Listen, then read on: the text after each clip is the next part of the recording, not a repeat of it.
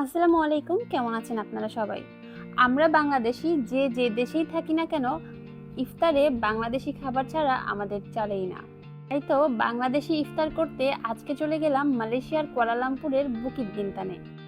Bukit বিনতানে বেশ কয়েকটি উন্নত মানের বাংলাদেশি খাবার রেস্টুরেন্ট রয়েছে। আমার অফিসের সবথেকে কাছে অবস্থিত পিঠাঘর রেস্টুরেন্ট। তাই ভাবলাম বাসার খাবারের পাশাপাশি আজ পিঠাঘরের খাবার ট্রাই করব।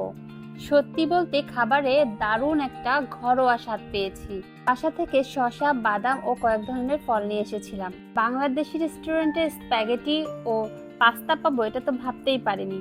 পাস্তাটা অনেক মজা হয়েছিল। ছেলেকেও বাংলাদেশি ইফতারির সাথে পরিচয় করিয়ে দিলাম। খাবারের মূল্য ছিল তুলনামূলক অনেক কম, তাই সব ধরনের খাবারই ট্রাই করেছি। এখানে ইফতারি করতে পেরে আমি আর আমার ছেলে তো অনেক হ্যাপি। আপনারাও আসবেন। ভালো থাকবেন সবাই। আল্লাহ হাফেজ।